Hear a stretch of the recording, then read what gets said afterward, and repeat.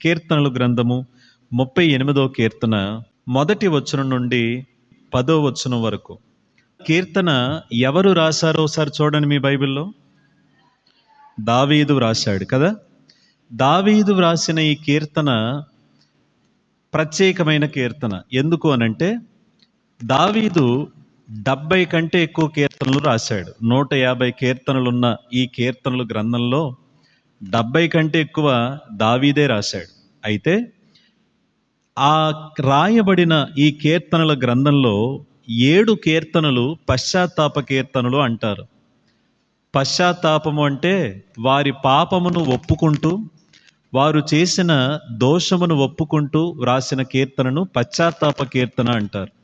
So ఆ పశ్చాత్తాప కీర్తనలో 38వ కీర్తన ఒకటి, 6వ కీర్తన, 32వ కీర్తన, 38వ కీర్తన, 51వ కీర్తన, 102వ కీర్తన, 130వ కీర్తన, 143వ కీర్తన. మొత్తం ఎన్ని వచ్చాయి? 7. ఈ 7 పశ్చాత్తాపానికి సంబంధించిన కీర్తనలు. పశ్చాత్తాపము అంటే చేసిన పాపమును బట్టి ఒప్పుకుంటూ దేవుని కనికరమును వేడుకుంటూ వ్రాయబడిన కీర్తనలు. ఈ పశ్చాత్తాప కీర్తన దావీదు వ్రాయగా మనం ఇప్పుడు చదువుకున్నాం. అయితే ఈ కీర్తనలో మనం ఏం చూడొచ్చు అనంటే దావీదు యొక్క ఆక్రందన, దావీదు పెట్టిన మొర్ర మనము చూస్తాం. దావీదు ఎలా నలిగిపోతున్నాడో, దావీదు ఎంత వేదన చెందుతున్నాడో మనం చూస్తున్నాం. ప్రియులారా, ఈ కీర్తనను మనము ఇలా చెప్పొచ్చు. ఏమని చెప్పొచ్చు అనంటే పాపం వలన కలిగే పర్యావసానం ఎలా ఉంటుంది అనేది మనం ఈ కీర్తనలో చూడొచ్చు. చెప్పండి, ఏం చూడొచ్చు మనం ఇందులో? పాపము వలన కలిగే పర్యావసానం, కాన్సిక్వెన్సెస్ ఆఫ్ సిన్. పాపం వలన కలిగే పర్యావసానం ఎలా ఉంటుంది అనేది ఈ దావీదు అనుభవంలో నుంచి, దావీదు రాసిన కీర్తనలో నుండి మనము చూడవచ్చు. అయితే ఈ దావీదు తాను చేసిన ఆ పాపమును గురించి తాను ఏ విధంగా మాట్లాడుతున్నాడో చూడండి, మనం చదువుకుందాం. అండర్లైన్ చేయండి నేను చెప్పినవి.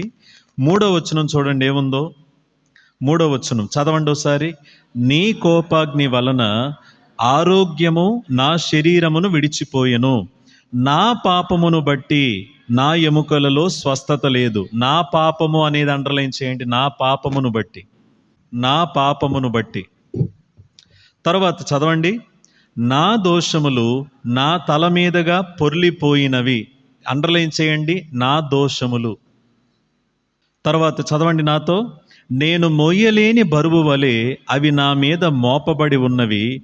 నా మూర్ఖత వలన కలిగిన నా గాయములు దుర్వాసన గలవై స్రవించుచున్నవి. నా మూర్ఖత వలన అనేది అండర్లైన్ చేయండి. ఓకే, ఇప్పుడు మీరు అండర్లైన్ చేసినవి చదవండి వరుసగా.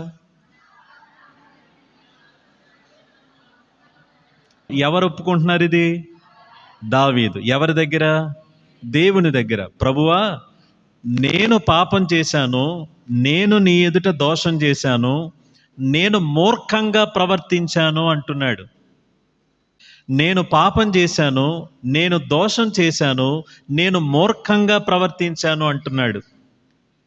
మూర్ఖత అంటే అర్థం, మనం ఏదైతే పాపం చేస్తున్నామో అది పాపమని తెలిసినా కూడా, దాని పర్యావసానాలు కఠినంగా ఉంటాయని తెలిసినా కూడా దానిని చేశాము అని అంటే దాన్ని ఏమంటాము? మూర్ఖత్వం అంటాము. ఫర్ ఎగ్జాంపుల్, అక్కడ ఒక మంట కాగుతూ ఉందండి. మంటలో చెయ్యి పెడితే చెయ్యి ఏమవుద్ది?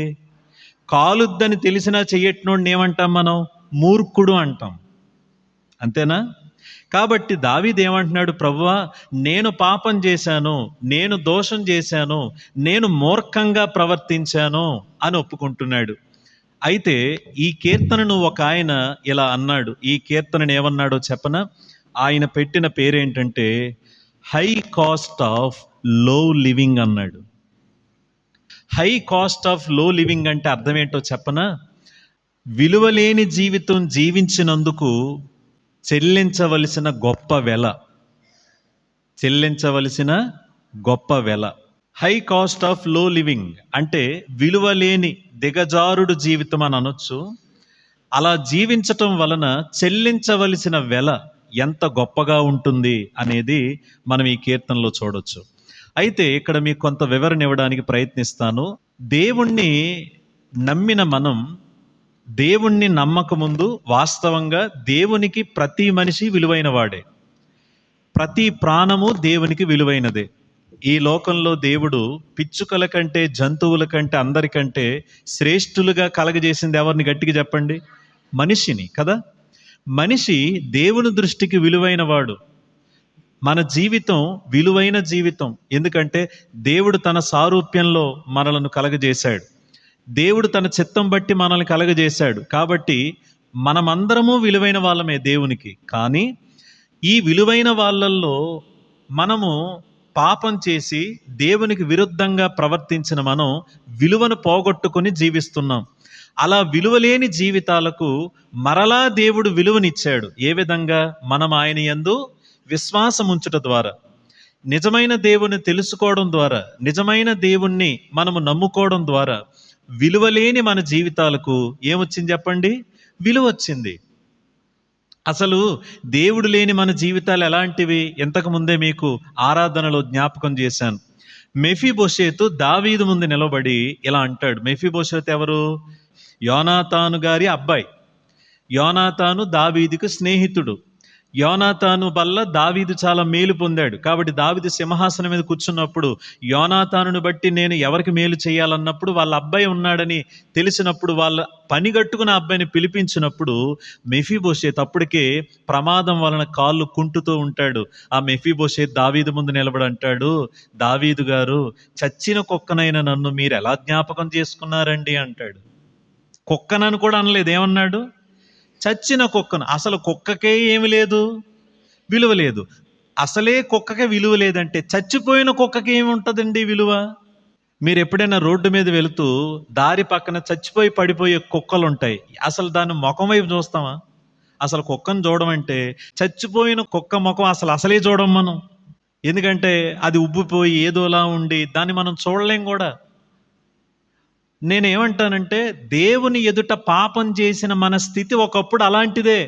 పాపము చేత, అపరాధముల చేత చచ్చిపోయి ఒక చచ్చిన కుక్క వంటి స్థితి కలిగిన వాళ్ళం మనం.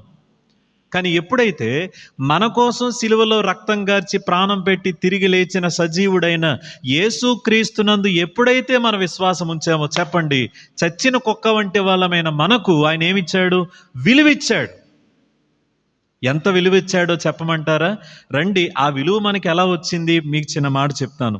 అపోస్తుల కార్యాలు 20వ అధ్యాయం 28వ వచనం చూడండి. 20వ అధ్యాయం 28వ వచనం బిగ్గరగా చదువుదామా? దేవుడు తన స్వరక్తమిచ్చి సంపాదించిన తన సంఘమును కాయుటకు పరిశుద్ధాత్మ మిమ్మును దేనియందు అధ్యక్షులుగా ఉంచెనో ఆ యావత్తు మందను గూర్చి మీ మట్టుకు మిమ్మును గూర్చి జాగ్రత్తగా ఉండండి. ఆ మాట చూసారా? దేవుడు తన స్వరక్తమిచ్చి సంపాదించుకున్న సంఘం. యేసుక్రీస్తునందు విశ్వాసం ఉంచిన వారిని యేసుక్రీస్తు తన రక్తముతో మనలను శుద్ధి చేశాడు కదా. ఎప్పుడైతే ఈ కార్యం మనలో జరిగిందో దేవుడు మనలను కొన్నాడు. ఏమిచ్చి కొన్నాడు చెప్పండి? డబ్బులా? వెండి బంగారాలా? కాదే, దేవుడు తన స్వరక్తం ఇచ్చి కొన్నాడు. అందుకే పేతురు భక్తుడు ఏమన్నాడో చూద్దాం రండి. భక్తుడైన పేతురు రాసిన మొదటి పత్రిక రండి మనం చదువుకుందాం. 18వ వచనం, మొదటి అధ్యాయం 18వ వచనం 19వ వచనం చదవండి నాతో కలిసి.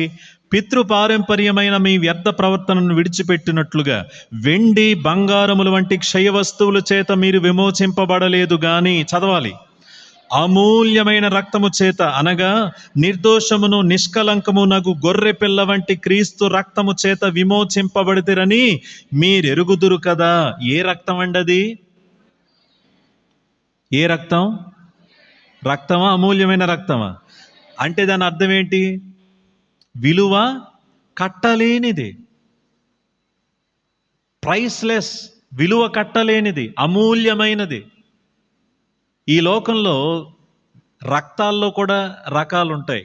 ఓ పాజిటివ్, బి పాజిటివ్ అన్నీ తెలుసు కదా మీకు. అందులో దొరకని రక్తాలు ఉంటాయి, దానికి చాలా వాల్యూ ఉంటుంది. అయితే యేసు ప్రభు దేవుడు తన రక్తాన్ని చిందించాడు. అది ప్రపంచంలో 800 కోట్ల మంది రక్తం కలిపినా ఆయన రక్తంతో మన రక్తం ఎందుకు పనిచేయదు? ఎందుకంటే ఆయన దేవుడు, ఆయన తన స్వరక్తాన్ని ఎవరి కోసం చిందించాడు? మన కొరకు చిందించాడు.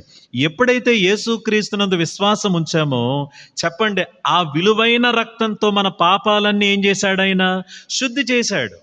దేవుడు తన వాక్యంతో మనకు ఉదక స్నానం చేయిస్తూ ఉన్నాడు.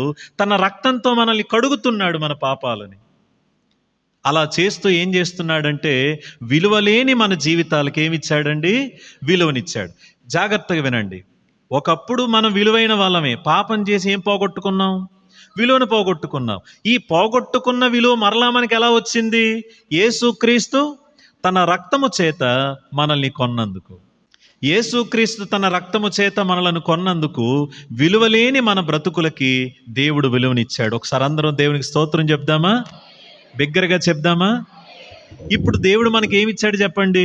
విలువనిచ్చాడు. ఇప్పుడు విలువనిచ్చిన మనం విలువగా జీవించాలి. మరి మనకి దేవుడు విలువనిచ్చింది ఎందుకంటే మనం విలువలు కలిగి జీవిస్తామని, విలువగా జీవిస్తామని, విలువైన వాళ్ళంగా బ్రతుకుతామని, తన వాళ్ళంగా బ్రతుకుతామని దేవుడు మనకి విలువనిచ్చాడు.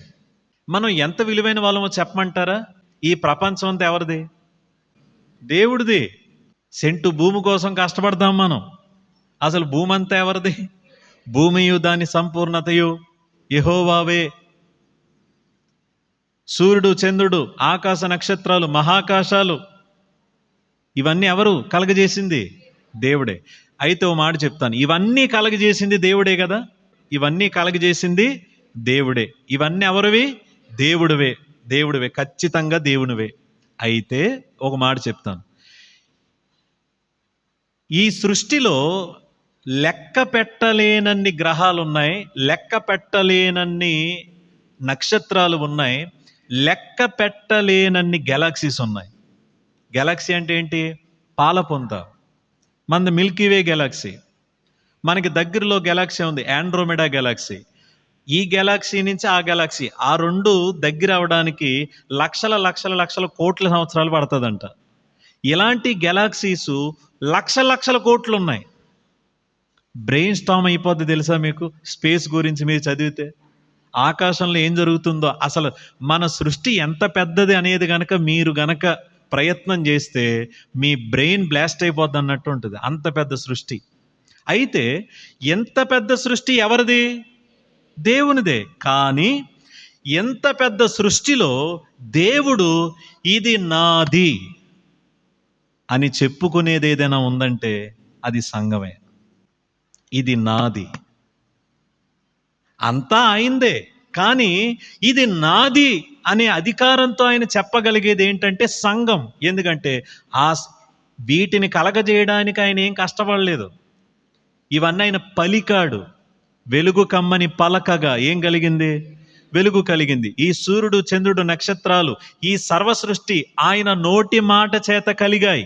కానీ ఈ సృష్టి కోసం ఆయన ఏం కష్టపడలేదు. కానీ మన కొరకు ఆయన తన ప్రాణమే ఇచ్చాడు, తన రక్తం ఇచ్చాడు. ఇప్పుడు చెప్పండి, ఈ సృష్టిలో అన్నిటికంటే విలువైన వాళ్ళు ఎవరు? యేసు రక్తంలో కడగబడినోళ్ళు. మళ్ళీ అడుగుతున్నాను, మీరు గట్టిగా చెప్పండి. ఈ సృష్టి అంతటిలో దేవుని ముందు అత్యంత విలువైన వాళ్ళు ఎవరు? ఎందుకు విలువైన వాళ్ళం? ఆయనదే రక్తం, అమూల్యమైన రక్తం. ఏమిచ్చుకున్నాడు మనల్ని? తన రక్తం ఇచ్చుకున్నాడు, తన సొత్తుగా చేసుకున్నాడు. కొరింథీ పత్రికలో మీరు చదువుతారు కదా, ఏమనంటే మీ దేహము దేవుని ఆలయమే ఉన్నదని మీరు ఎరుగరా? మీరు మీ సొత్తు కారు, విలువ పెట్టి కొనబడిన వారు గనుక మీరు మీ దేహములతో దేవుని మహిమపరచండి. మనము మన సొత్తు కాదు, విలువ పెట్టి కొనబడ్డాం. ఇప్పుడు ఈ సృష్టి అంతటిలో the most valuable thing in the sight of God ఏంటి? The church. సంఘం అంటే ఏంటి? మనం అందరం కలిస్తేనే సంఘం. అంటే మనమే దేవునికి విలువైన వాళ్ళం. అందుకే రెండో రాకడలో యేసు ప్రభు వచ్చేది దేనికోసం చెప్పండి? బంగారం తీసుకెళ్ళడానికా? కాదే. వజ్ర వైడూర్యాలు తీసుకెళ్ళడానికా? కాదే. మహారాజులతో గ్రూప్ డిస్కస్ చేయడానికా? కాదే. మరి ఎవరిని తీసుకెళ్ళడానికి? మనల్ని తీసుకెళ్ళడానికి. మనమే. ఎవరైతే యేసుక్రీస్తు రక్తంలో తమ పాపములను శుద్ధి చేసుకుని మారు మనసు పొంది రక్షణ అనుభవంలోకి వచ్చారో వారందరి కొరకు ఆయన త్వరలో రాబోతున్నాడు. వారి కోసమే రాబోతున్నాడు. మిగిలిన వాళ్ళ కోసం కూడా వస్తున్నాడు. మన కోసం వచ్చేది ఎందుకంటే మనల్ని తన రాజ్యంలోకి తీసుకెళ్ళడానికి. మిగిలిన వాళ్ళ కోసం వచ్చేది ఎందుకంటే ఆయన ఒప్పుకోనందుకు శిక్ష వేయడానికి. సో మనకు అర్థం కావాలి, యేసుక్రీస్తు రక్తంలో కడగబడిన వాడు దేవుని దృష్టిలో కోహినూర్ డైమండ్ కంటే గొప్పడు. We are most valuable than the most valuable diamond in the world. That is Christian. యేసుక్రీస్తు రక్తంలో కడగబడిన వాడు ఎందుకు అంత గొప్పోడంటే ఆ వ్యక్తి కొరకు దేవుడు ప్రియులారా ఎంతో ఆ వ్యక్తిలో ఆనందిస్తూ ఉంటాడు. ఎందుకంటే దేవుడు తన రక్తం ఇచ్చి కొనుక్కున్నాడండి. దేవుని యందు విశ్వాసం ఉంచిన వాళ్ళందరూ దేవుని ఎదుట విలువైన జీవితాలు కలిగి జీవించేవారే, జీవించవలసిన వారే. దావీదు కూడా దేవుణ్ణి ఎరిగినవాడు, దేవుణ్ణి విశ్వసించినవాడు, దేవుని యొక్క కృపను పొందుకున్నవాడు. వాళ్ళ అన్నలందరూ దావీదును పట్టించుకోలేదు. కానీ పట్టించుకోకపోయినా దావీదు దేవుడి పట్ల ఉన్న ప్రేమను బట్టి దేవుడు దావీదును పట్టించుకున్నాడు. దేవుడు దావీదు విషయంలో ఎంతో కృప చూపాడు. అయితే జరిగినది ఏమిటి అనంటే దేవుని యందు విశ్వాసం ఉంచిన దావీదు ఎలా బ్రతకాలి చెప్పండి? విలువలేని బ్రతుక, విలువైన బ్రతుక? విలువగా బతకాల్సిన దావీదు విలువలేని పని చేశాడు. ఎప్పుడైతే విలువగా బతకాల్సిన వాళ్ళు విలువలేని పనులు చేస్తారో చాలా ఎక్కువ వెల చెల్లించాలి. There is a high cost for లో లివింగ్. మనం సరిగ్గా బతకపోతే, మనం సరిగ్గా జీవించకపోతే ఆ విలువైన జీవితానికి దేవుడిచ్చిన వెలను మనమే తీసేసిన వాళ్ళం అవుతాం. అన్యులు ఉన్నారు, ముస్లిమ్స్ ఉంటారు, అన్య సహోదరులు ఉంటారు. వాళ్ళందరూ దేవుణ్ణి నమ్ముకుంటారు. కానీ వాళ్ళ జీవితాలతో వాళ్ళకి పని లేదు. కానీ మనకి దేనితో పని? జీవితంతోనే పని. మీ ఊర్లో పండగలు అవి జరుగుతూ ఉంటాయి. మరి పండగ జరిగినప్పుడు అందరూ ఎంత పరిశుద్ధంగా ఉండాలి? అసలు ఆ పరిశుద్ధత అనే గురించి అసలు ఒక్కరికైనా ఆలోచన వస్తుందా? మాట్లాడరే, రాదు. ఎందుకంటే ఈ పరిశుద్ధత అనేది దేవుడు మనకిచ్చింది. ప్రపంచంలో ఉన్న కోట్ల మంది మనుషుల్లో ప్రియులారా పిలువబడుతున్న మహానుభావులుగా పిలువబడుతున్న వారిలో వాళ్ళకి మన నిజమైన దేవునికి ఉండే ప్రధానమైన, ఎన్నో వ్యత్యాసాలు ఉన్నాయనుకోండి, ప్రధాన వ్యత్యాసం ఏంటంటే మన దేవుడు ఎవరు? పరిశుద్ధుడు. దేవుడు ఏం చేశారంటే పాపము చేత చచ్చిపోయి చచ్చిన కుక్క వంటి జీవితాలు కలిగిన విలువలేని మన బ్రతుకులకి ఆయన విలువనిచ్చాడు. మనం ఏం చెయ్యాలి? విలువగా బతకాలి. విలువగా బతకడం అంటే ఏమీ కాదు. విలువగా బతకడం అంటే గొప్పోలుగా బతికేయాలని కాదు. అలాగంటే గొప్పోళ్ళు అందరూ ఉండరుగా. విలువగా బతకడం అంటే ఆయన చెప్పాడు కదండి, నేను పరిశుద్ధుడనై ఉన్న ప్రకారము, లేవీకాండం 11:44, నేను పరిశుద్ధుడనై ఉన్న ప్రకారము, అదే విలువైన జీవితం అంటే. That's the most valuable life. ఏంటి? దేవుడు బ్రతకమన్నట్టుగా పరిశుద్ధంగా బతకడం. దేవుడు బ్రతకమన్నట్టుగా పరిశుద్ధంగా బతకడం, పాపం అంటించుకోకుండా బతకడం, నిర్మలంగా బ్రతకడం, నిష్కలంకంగా బ్రతకడం, ఇదే విలువైన జీవితం. మనం ఏమనుకుంటామంటే మనం ఏదో పెద్ద ఐఏఎస్, ఐపీఎస్, లేకపోతే ఇంజనీరు, డాక్టర్ అయిపోతే మనకు బోలంత వాల్యూ వచ్చేద్ది అనుకుంటాం. అఫ్ కోర్స్ లోకం మనకి వాల్యూ ఇవ్వచ్చు. కానీ దేవుడు మనకి విలువనివ్వాలంటే ఎలా బతకాలి? పరిశుద్ధంగా బతకాలి. పరిశుద్ధులకే విలువ ఉందండి. బబులోను దేశంలో అందరూ గొప్పోళ్ళే, కోటీశ్వరులే. కానీ దేవుడు దానియేలుకి ఇచ్చిన విలువ ఎవరికి ఇవ్వలేదు. అంతేనా? దేవుడు దిగొచ్చేశారండి. ఎవరి కోసం? దానియేలు కోసం, షడ్రకు మేషకు అబేద్నెగో కోసం. ఎందుకంటే అక్కడున్న ఆ లక్షల మంది, కోట్ల మంది కంటే ఈ పరిశుద్ధుల జీవితాలు ఆయన దృష్టికి విలువైనవిగా ఎంచాడు ఆయన. ఎందుకంటే ఆయన పరిశుద్ధుడు. ఆ పరిశుద్ధతను వీళ్ళు ప్రేమించి వీళ్ళు కూడా ఏం కాపాడుకున్నారు? పరిశుద్ధతను కాపాడుకున్నారు. అందుకే దేవుడు వీళ్ళ జీవితాలకు విలువనిచ్చాడు. మీకు అర్థమవుతుందా? మీ గ్రామంలో ఒక 100 ఇల్లులు ఉన్నాయనుకోండి, 100 మంది దేవుణ్ణి నమ్ముకోలేని వాళ్ళే అనుకోండి, 100 మందికి బిల్డింగ్లు ఉన్నాయనుకోండి, మీ ఒక్కరికి పూరి గుడిసే ఉందనుకోండి, ఆ 100 మంది మీద కంటే దేవుడికి మీరంటేనే ఇష్టం. ఎందుకంటే మీ జీవితం అంటేనే ఆయనకి ఇష్టం అవుద్ది. ఎందుకంటే ఆయన పరిశుద్ధుడై ఉన్న ప్రకారము మనం పరిశుద్ధంగా ఉంటే మన జీవితాలు విలువ కలిగిన జీవితాలు. ఆ విలువలను బట్టి దేవుడు తన కృపను మనకి చూపిస్తాడు. కానీ బాధాకరమైన సంగతి ఏంటంటే, విలువలతో జీవించాల్సిన దావీదు ఆయన విలువలు తగ్గించుకుని పాపం చేశాడు. తన స్థాయిని తగ్గించుకున్నాడు. సరే, దావీదు చేసిన పాపం ఏంటండి మనకు తెలియదు. 51వ కీర్తన ఏ సందర్భంలో రాశాడో మనకు తెలుసు. 51వ కీర్తన పశ్చాత్తాప కీర్తన ఏ సమయంలో రాశాడండి? బత్షెబా విషయంలో చేసిన పాపమును బట్టి నాతాను ప్రవక్త ద్వారా గద్దించబడినప్పుడు ఒప్పుకుంటూ రాసిన కీర్తన. కానీ ఇది ఏ పాపమును ఒప్పుకుంటూ ఏ పాపం చేసినందుకు ఆయన ఈ కీర్తన రాశాడో సందర్భం మనకు లేదు. కానీ ఆయన పాపం చేశాడు. అందుకే అన్నాడు కదా, ఏమని? నా పాపమును బట్టి. చదవండి, ఇంకా అండర్లైన్ చేశారు కదా, నా దోషములు, తర్వాత నా మూర్ఖత. సరే, మనకు అర్థం కావాలి అసలు వాట్ ఈజ్ సిన్. పాపం అంటే ఏంటి? నరహత్య అంటే, దొంగతనం అంటే, వ్యభిచారం అంటే, లంచములు తీసుకోవడం, లంచములు పుచ్చుకోవడం అంటే, అబద్ధాలు ఆడడం అంటే, మోసం చేయడం అంటే. అయితే పాపం అంటే ఇది మాత్రమే కాదు, కానీ ఇంకా కొన్ని డెఫినేషన్స్ మీకు కూడా చెప్పాను, గుర్తుందా? చెప్పండి. మొదటిది, దేవుడు చెయ్యొద్దు అన్నది చేస్తే పాపము. ఎక్కడుంది? 1 యోహాను పత్రిక 3:4 అనుకుంటున్నాను, ఐ థింక్. ఆజ్ఞాతిక్రమమే పాపము. దేవుడు చెయ్యొద్దు అన్నది చేస్తే అదేమిటి? పాపం. రెండోది ఏంటి చెప్పండి? దేవుడు చెయ్యమన్నది చెయ్యకపోయినా పాపమే. యాకోబు పత్రిక 4:17, మేలైనది చెయ్యనెరిగియుండి అలాగు చెయ్యని వానికి పాపము కలుగును. ఇంకా చెప్పండి, విశ్వాసమూలము కానిదేదో అది పాపమే. దేవునిపై ఆధారపడకుండా దేవుణ్ణి వెంబడిస్తున్న మనం, విశ్వాసిగా ఉండవలసిన మనము, విశ్వాసముతో నడవకుండా విశ్వాసమునకు విరోధంగా చేసేది ఏదైనా ఏంటి? అది పాపమే. రోమాపత్రికలో ఉంటుంది. ఇలా ఇవన్నీ పాపాలే. ఇప్పుడు దావీదు ఏం పాపం చేశాడో మనకు తెలియదు, కానీ చెప్పండి, దేవుడు చెయ్యొద్దన్నదైతే చేశాడు. అందుకే అన్నాడు కదా, నా పాపము, నా దోషము, నా మూర్ఖత్వం. అంటే ఏంటంటే దేవునికి ఏదైతే ఇష్టం లేదో ఆ పని చేశాడు. రెండోది, దావీదు విలువ కలిగి జీవించాలి, పరిశుద్ధత కలిగి జీవించాలి, విలువైన జీవితం జీవించాలి. ఎలా బ్రతకాలో అలా బ్రతకలేదు. చెయ్యకూడనిది చేశాడు, చెయ్యాల్సినది చేయలేదు. ఇప్పుడు దావీదు ఏం చేశాడండి? పాపం చేశాడు. అయితే ఒక మాట చెప్తాను, ఎప్పుడైతే విలువలు కలిగి బ్రతకవలసిన వారు విలువలు దిగజారిపోయి జీవిస్తారో దేవుడు వాళ్ళను చూస్తూ ఊరుకోడు. పాపం అనేది భయంకరమైనది. Sin is very dangerous.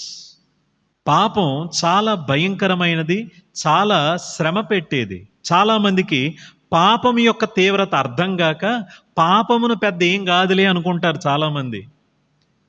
కానీ మనం ఈ కీర్తన కనుక చదివితే, ద సీరియస్నెస్ ఆఫ్ సిన్, పాపం ఎంత సీరియస్ కాన్సిక్వెన్సెస్ ఇస్తుంది మనకి, ఎంత భయంకరమైన పరిస్థితిలోకి మనల్ని తీసుకెళ్ళిపోగలదు అనేది ఈ కీర్తన చదివితే మనకు అర్థమవుతుంది.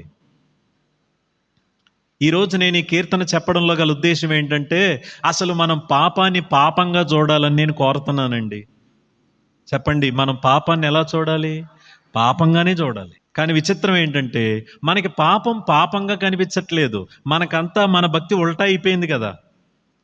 మన భక్తి ఉల్టా అయిపోయి యెషయా గ్రంథంలోకి వెళ్ళిపోయాం అనమాట. యెషయా గ్రంథంలో భక్తుడు అంటాడు, మేలు కీడనియో, కీడు మేలనియు, చేదు తీపనియు, తీపి చేదనియు, వెలుగు చీకటనియు, చీకటి వెలుగనియు పలుకువాడికి ఏం కలుగును? శ్రమ కలుగును. మనం అక్కడ ఉన్నాం. మంచేమో చెడు అనుకుంటున్నాం, చెడేమో మంచి అనుకుంటున్నాం. వెలుగేమో చీకటి అనుకుంటున్నాం, చీకటేమో వెలుగు అనుకుంటున్నాం. మేలేమో కీడు అనుకుంటున్నాం, కీడేమో మేలు అనుకుంటున్నాం. మనకి వినండి, పరిశుద్ధత లేకపోయినా పర్వాలేదు అనుకుంటున్నాం, పాపం చేసినా ఏం కాదులే అనుకుంటున్నాం. కానీ ఒక మాట చెప్తాను, ఎవరెలా బతికినా దేవుడు చూసి చూడకుండా వదిలేస్తాడేమో కానీ, ఆయన గురించి తెలిసి, ఆయన వాక్యం తెలిసి, అన్నీ తెలిసి విలువగా బతకకుండా మనకి నచ్చినట్టుగా బతికితే దేవుడు చూస్తూ ఊరుకోడు. ఏం జరుగుద్దండి మరి? నేను కొన్ని కారణాలు రాసుకొచ్చాను, కానీ సమయం బట్టి రెండే మాటలు చెప్పి నేను ముగిస్తాను. మిగిలినవి ప్రభు చిత్తమైతే మరలా మాట్లాడుకుందాం. రండి, చదవండి. మొదటి వచనం ఏముందో? యెహోవా, కోపోద్రేకము చేత నన్ను గద్దింపకుము, నీ ఉగ్రత చేత నన్ను శిక్షింపకుము. నీ బాణములు నాలో గట్టిగా నాటి ఉన్నవి, నీ చెయ్యి నా మీద భారముగానున్నది. నీ కోపాగ్ని వలన, చదవండమ్మా, నా ఎముకలలో ఆరోగ్యము నా శరీరమును విడిచిపోయెను. ఒకసారి మళ్ళీ పెన్ తీసుకుని నేను చెప్పేవి అండర్లైన్ చేయండి. చూడండి, కోపోద్రేకము చేత అండర్లైన్ చేయండి. కోపోద్రేకం. తరువాత నీ ఉగ్రత చేత, తరువాత నీ బాణములు, తరువాత నీ చెయ్యి, తరువాత నీ కోపాగ్ని. ఒకసారి మీరు అండర్లైన్ చేసినవన్నీ చదవండి.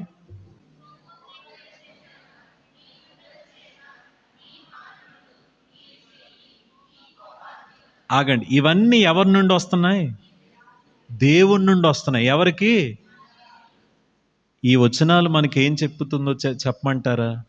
విలువగా బతకవలసిన దావీదు ఎప్పుడైతే విలువలు తగ్గించి పాపం చేశాడో, ఆ పాపం ఏం చేసిందంటే దేవుని కృపను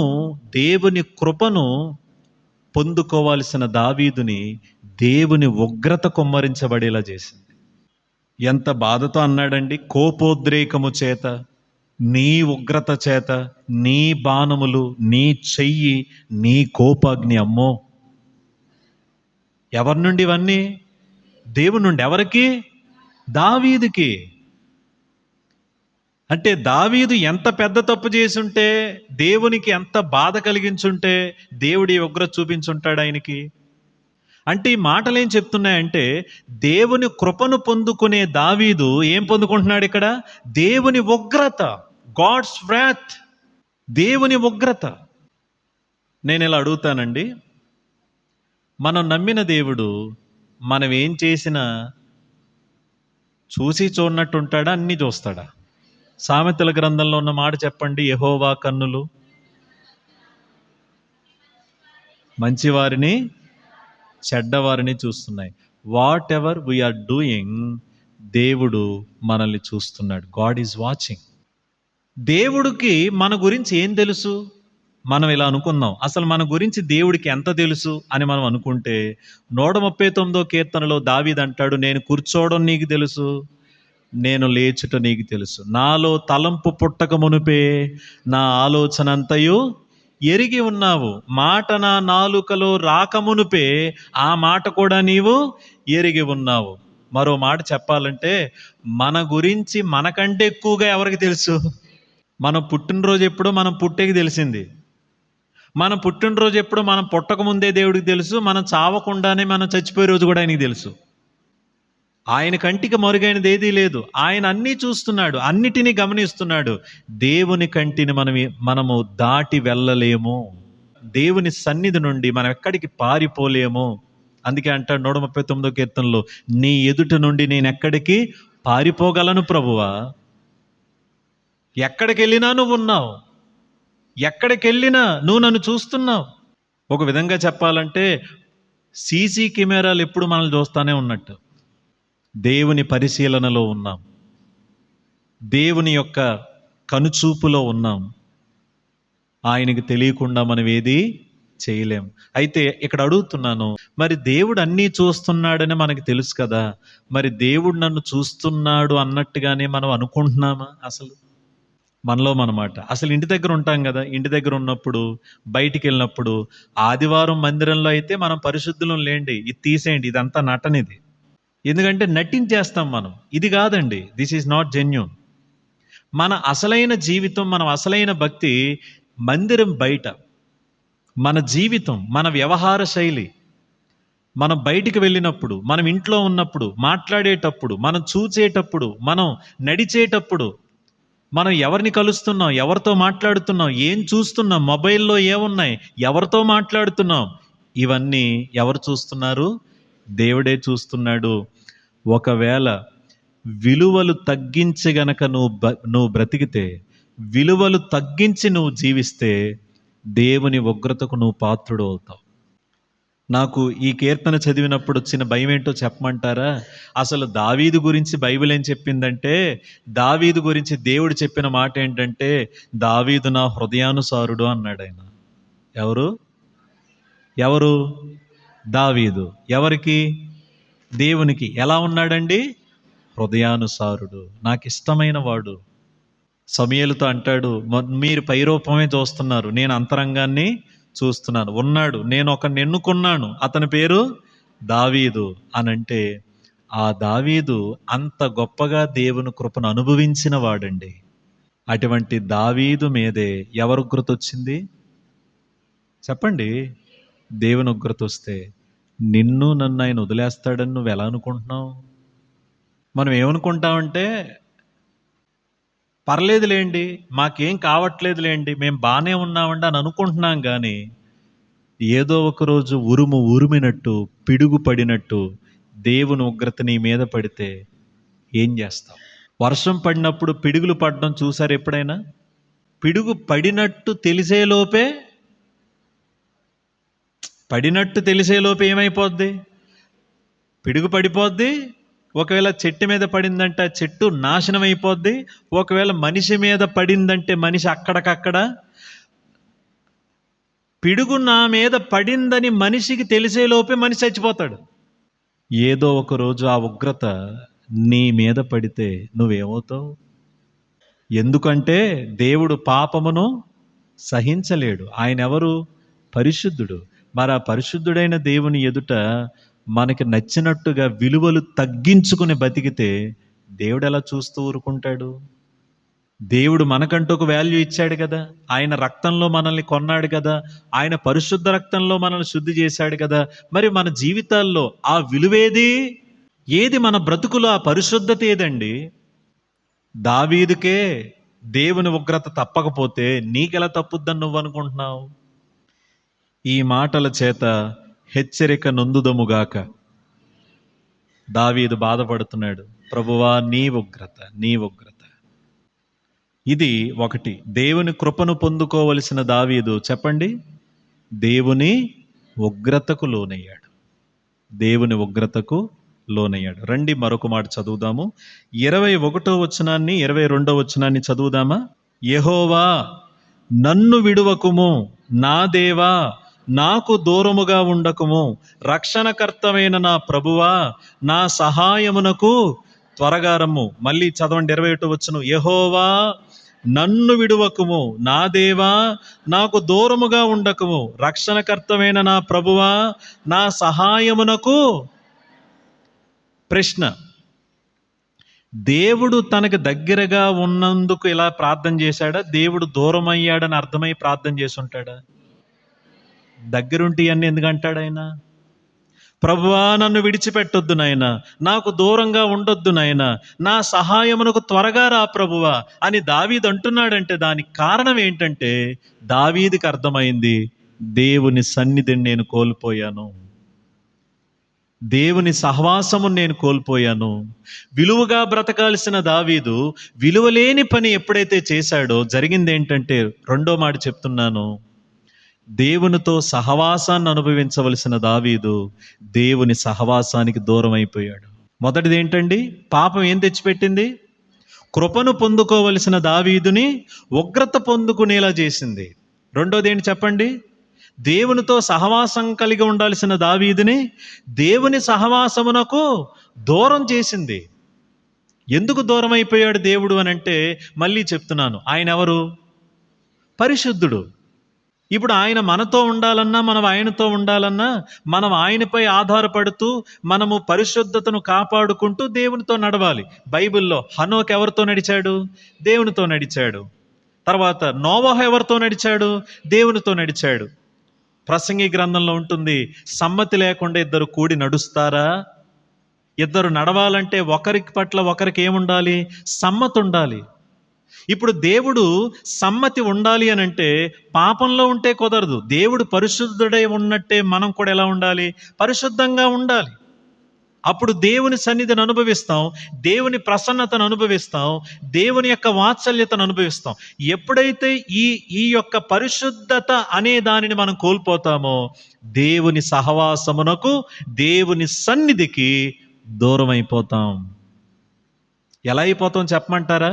వీళ్ళు చాలా విచిత్రంగా ఉంటుంది వీళ్ళ పరిస్థితి. ఎలా ఉంటుందో చెప్పమంటారా? చర్చికి వస్తారు కానీ చర్చికి వచ్చినప్పుడు ఉండే ఆనందాన్ని అనుభవించలేరు. ఎందుకంటే ఏం చేశారు?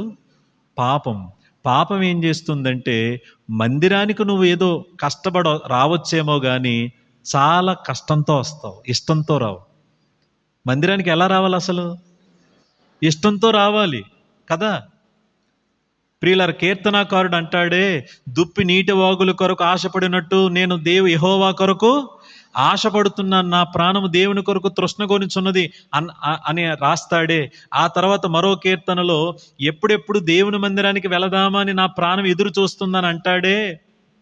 అలాగా దేవుని మందిరానికి మనం వచ్చేటప్పుడు చాలా ఆనందంతో, ఇష్టంతో రావాలి. కానీ పాపం చేసిన వాళ్ళు ఇష్టంతో రారు. ఎలా వస్తారు? కష్టంతో వస్తారు. ఏం చేస్తాం? ఇంక చర్చికి వెళ్ళాలి కదా. ఏం చేస్తాం? వెళ్ళకపోతే మా ఆయన గారు ఊరుకోరు, లేకపోతే నా భార్య ఊరుకోదు, లేకపోతే మా అమ్మగారు ఊరుకోరు, లేకపోతే మా నాన్నగారు ఊరుకోరు. ఇంకేం చేస్తాం? ఇష్టమా అందులో ఉంది? కష్టమా? కష్టమే. ఎందుకు కష్టమైపోయిందో చెప్పనా? నీలో ఉన్న పాపం నీకు మందిరం మీద ఇష్టాన్ని పోగొడుతుంది. ఎందుకు? దేవునితో నీ సహవాసం డిస్టర్బ్ అయింది. సరే, మందిరానికి వచ్చావు, ఇష్టంతో వచ్చావో కష్టంతో వచ్చావు కానీ వస్తావు కానీ పాటలు పాడలేవు. మనం పాటలు నోటితో పాడకూడదు. ఎలా పాడాలి చెప్పండి? హృదయముతో కదా. యేసుప్రభు అంటారే, వీరు నన్ను పెదవులతో ఆరాధించుచున్నారు కానీ వారి హృదయములు నాకు దూరముగా ఉన్నాయి. అలా కాదండి, మనము పెదవులతో ఆరాధిస్తున్న మనం హృదయముతో ఆరాధించాలి దేవుణ్ణి. అంటే మన ఆరాధన, మన ప్రార్థన, మన స్తుతి కీర్తన ఎక్కడి నుంచి రావాలి? హృదయములో నుండి రావాలి. పాపం చేసిన వాడు హృదయంతో పాడలేడు. ఇంకో మాట చెప్పాలంటే, పాపంలో కొనసాగేవాడికి అసలు పాడాలనే అనిపించదు, అసలు పాడబుద్ధి అవదు. ఇవన్నీ ఎందుకు రా బాబు, ఎప్పుడైపోద్దరా ఈ పాట లోపల అనుకుంటాడు. పాటల్లో ఆనందించలేడు. మనకేంటి, పాటలంటే సంబరం, మనకి ఇష్టం. మనం ఏం అర్థం లేని పాటలు పాడం కదా, అర్థమయ్యే పాటలే పాడతాం కదా. పైగా మనం మ్యూజిక్తో మ్యానిపులేట్ చెయ్యం కదా. అయితే ఈ దేవుడు మనకిచ్చిన ఈ ఆనందాన్ని అనుభవిస్తూ మనం పాటలు పాడాలని మనం అనుకుంటాం, హృదయంతో పాడాలని మనం అనుకుంటాం. పాపంతో ఉండే వాళ్ళకి అసలు ఆరాధించాలని అనిపించదు. ప్రియులారా, మందిరానికి రాలేరు, వచ్చిన దేవుణ్ణి ఆరాధించలేరు, వాక్యం వినలేరు. వాక్యం చెప్తుంటే ఏదో తేళ్ళు జెర్లు పాకినట్టు ఉంటుంది. వాక్యం వినబుద్ధి అవ్వదు.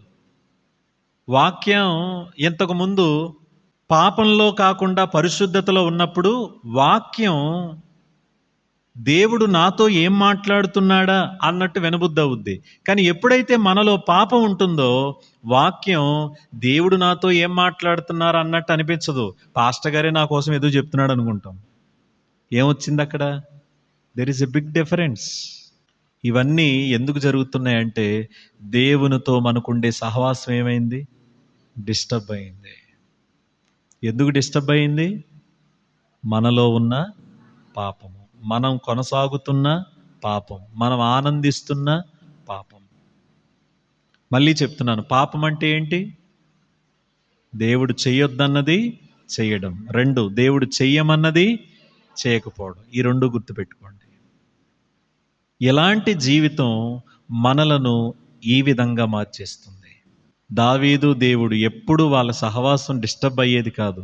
దావీదు పాపం చేసినప్పుడే దేవునితో ఉండే తన సహవాసము పోగొట్టుకున్నాడు. అందుకే అంటున్నాడు, దేవా నన్ను విడిచిపెట్టొద్దు, దేవా నాకు దూరంగా ఉండొద్దు, నా దగ్గరికి త్వరగా రా ప్రభువా, నువ్వు లేకపోతే నేను బతకలేను. కాబట్టి పాపమును పాపంగా చూద్దాం ప్రియులారా. ఏది పాపం, ఇది పాపమా, అది పాపమని పాపానికి మనం పేర్లు పెట్టకూడదు. కానీ పాపం అంటే ఈ 2, చెయ్యొద్దన్నది చెయ్యడం, దేవుడు చెయ్యమన్నది చేయకపోవడం. విశ్వాస మూలము కానిది అది కూడా పాపమే అని రోమాపత్రికలో మనం విన్నాం. ఈ రోజున మనం ఆలోచన చేద్దాం, పాపాన్ని పాపంగా చూస్తున్నామా? దేవుని హృదయాన్ని అర్థం చేసుకుని పాపమును పాపంగా చూసి పరిశుద్ధతను పరిశుద్ధతలో ఆనందిస్తున్నామా? ఒకసారి మనల్ని మనం ప్రశ్నించుకోవలసిన వారమై ఉన్నాం. మీరు ఎప్పుడైనా యూట్యూబ్లో చూడండి, వీడియో ఉంటుంది. ఏంటా వీడియో అంటే, కోతుల్ని పట్టుకుంటారు కొంతమంది. కోతులు పట్టుకోవడానికి చాలా రకాల ప్రయోగాలు చేస్తారు. అందులో ఒక ప్రయోగం ఏంటంటే, కోతులకి బాగా ఇష్టమైన ఆహారం ఏదైతే ఉంటుందో అది ఒక చిన్న కొండలో వేస్తారు, కోతి కనబడేలాగా. ఎప్పుడైతే కొండలో వేసి వెళ్ళిపోతారో చక్కగా కోతి వచ్చి, వీళ్ళెవరో చాలా గొప్పోళ్ళు, నా కోసం కొండలో ఏముంచారు, ఆహారం ఉంచారు, అసలే నాకు ఇష్టమైనవి అని చెప్పి వీళ్ళెలా వెళ్ళగానే అవి చెట్టు మీద నుంచి వచ్చి ఆ కొండలో చేయి పెడతాయి. ఏంటి? కోతి చేయి పెడతాయి. చేయి పెట్టినప్పుడు లోపలికి చేయి పెట్టి ఇలా పట్టుకుంటుంది ఆహారాన్ని. ఈ లోపట ఎవరైతే ఆహారం పెట్టారో వాళ్ళు గన్నలు పట్టుకుని వస్తారు. ఇది చూద్ది ఇలాగా, ఇలా చూద్ది ఇలా, అమ్మో శత్రువులు వచ్చేస్తున్నారు అని చెప్పి ఆ చెయ్యి ఇలా లాక్కుంటుంది. చెయ్యి లాక్కుంటుంది కానీ ఏమి రాదు, చెయ్యి రాదు. అదేంటి వీళ్ళు వచ్చేస్తున్నారని మళ్ళీ చెయ్యి లాక్కుంటుంది. అది చూస్తుంది, ఇది చూస్తుంది, ట్రై చేస్తుంది, వెనక్కి లాగుతుంది, చెయ్యి రాదు. చెయ్యి వస్తుంది, మరి లోపలికి వెళ్ళిన చెయ్యి బయటికి ఎందుకు రాదు? లోపల చెయ్యి ఇలా వెళ్ళినప్పుడు మళ్ళీ ఇలా ఉంటే వచ్చేస్తుంది. ఈ కోతి ఏం చేసింది, ఇలా పట్టుకుంది. ఎప్పుడైతే ఇలా పట్టుకుందో ఇది ఇలా ఆపేసింది. మామూలుగా ఎలా ఉంటే వచ్చేస్తుంది, కానీ ఎప్పుడైతే లోపల ఇలా పట్టుకుందో అది చెయ్యిని బయటికి ఏమవుద్దో చెప్పమంటారా? వాళ్ళు వస్తారు, దీన్ని పట్టుకుంటారు, దీన్ని మెడకి తాడేసేసి చుట్టేస్తారు, బోన్లో పట్టుకుపోతారు, కానీ చెయ్యి మాత్రం అలాగే ఉంచుద్ది. ఇది యూట్యూబ్లో కూడా ఉంది వీడియో, కావాలంటే చూడండి. నేను ఇది ఎందుకు చెప్పానంటే, కోతి అవసరమైతే ఆ వేటగాళ్ళకు దొరికేసి చచ్చిపోటాకైనా ఇష్టపడింది, కానీ దాని ఆహారాన్ని వదిలిపెట్టడానికి ఇష్టం లేదే. మనం అలా ఉండకూడదండి. మనం చాలామంది మీ దేవుని ద్వారా శిక్షించబడ్డానికైనా ఇష్టపడిపోతాం, కానీ అరే ఇది నేను ఇలా ఉండడం దేవునికి ఇష్టం లేదు కదా, నేను ఇలా బ్రతకడం దేవునికి ఇష్టం లేదు కదా, నేను ఇలాంటి పని చేయటం ఆయనకు అంగీకారం కాదు కదా, కాబట్టి నా ఈ జీవితాన్ని నేను మార్చుకుంటాను, నా బ్రతుకును నేను మార్చుకుంటాను, నా పాపాన్ని ఒప్పుకుని నేను ఆయన సన్నిధిలో విడిచిపెడతాను అని మనం అనుకుంటే దేవుడి కనికరాన్ని మనం చూస్తాం కదా. ఇక్కడ ఓ మాట చెప్పాలంటే ముగింపులో చెప్తున్నాను, దావీదు ఎంత పాపం చేశాడే, నా పాపము, నా దోషము, నా యొక్క మూర్ఖత్వం అన్నాడే, అంత పాపం చేసిన దేవుడు దావీదుని కనికరించడానికి గల కారణం ఏంటంటే, దావీదు తన పాపమును ఒప్పుకున్నాడు, దేవుని దగ్గర పశ్చాత్తాపడ్డాడు. నిజమే, తను చేసిన పాపం బట్టి ఆ పర్యావసానం పొందుకున్నాడు, కానీ అందులో ఉండిపోలేదు ఆయన. అందుకే క్రైస్తవుడు గొర్రెలతో పోల్చబడ్డాడు, మరో జంతువుతో పోల్చలేదు. ఏంటి మరో జంతువు? బురదలో ఆనందించే జంతువు ఏంటి చెప్పండి? పంది. మనం వాటితో పోల్చబడలేదు, దేంతో పోల్చబడ్డాం? గొర్రెలం. పందికి బురదంటే ఇష్టం, గొర్రెకి అసలు బురదంటే ఇష్టం లేదు. పడిపోయినా ఏమవుద్ది? లెగుస్తుంది. దావీదు ఆయన పాపంలో పడి ఉండొచ్చు, కానీ ఆయన దేవునికి గొర్రెలా ఉన్నాడు కదా. అందుకే అన్నాడు కదా, యెహోవా నా కాపరి, నాకు లేమి కలుగదు. అంటే దావీదు దేవుని ఎదుట, ప్రభువా నేను నీ గొర్రెని, నువ్వు నా కాపరివి. పడ్డాడు, పాపంలో పడ్డాడు, దేవుడు వద్దన్న పని చేశాడు, దేవుడు బ్రతకమన్నట్టుగా బ్రతకలేదు, పడ్డాడు. కానీ పడిన దావీదు అక్కడే ఉండిపోకుండా ఆయన తిరిగి లేచి, ప్రభువా నీ కనికరం నాకు కావాలి, నన్ను వదిలిపెట్టొద్దు ప్రభువా, ప్లీజ్ ప్రభువా అని ఎప్పుడైతే తన యొక్క పాపాలను ఒప్పుకున్నాడో దేవుని కనికరాన్ని పొందుకున్నాడు. ఇప్పుడు నేను మిమ్మల్ని ప్రశ్న అడుగుతానండి.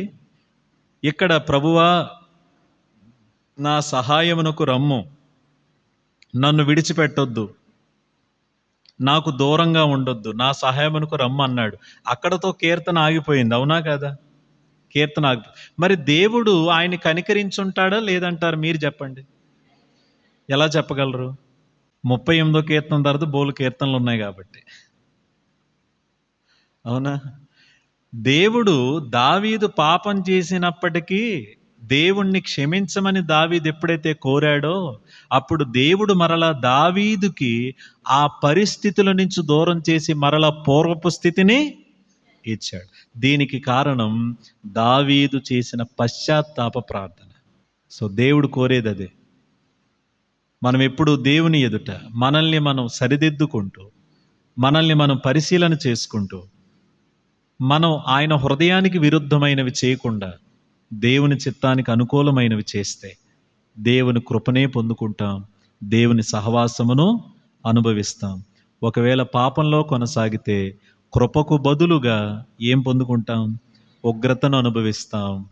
సహవాసమునకు బదులుగా ఆయన సన్నిధికి దూరమైన వాళ్ళమవుతాం. అలా ఉండకుండా ఎప్పటికప్పుడు మన హృదయాలను దేవుని ఎదుట సరిగా కాపాడుకుందాం. మళ్ళీ చెప్తున్నాను, ఈ ప్రపంచంలో అన్నిటికంటే విలువైనది దేవునికి ఎవరైనా ఉన్నారా అని అంటే అది ఎవరు? మనమే. ఈ లోకంలో ఉండే విలువైన వజ్రం కంటే విలువైన వాళ్ళం ఎవరు? మనమే. మరి మన జీవితాలు కూడా ఎట్లా ఉండాలి? ఆ విలువ కలిగిన పరిశుద్ధమైన జీవితాలుగా ఉండాలి. అలా ఉండకపోతే దేవుడు తగిన సమయంలో తన ఉగ్రతను పంపిస్తాడనే సంగతి మర్చిపోక, జాగ్రత్త పడి, భయపడి, దేవుని ఎదుట పశ్చాత్తాప హృదయంతో ప్రార్థన చేస్తే దేవుడి కనికరాన్ని పొందుకుంటాం.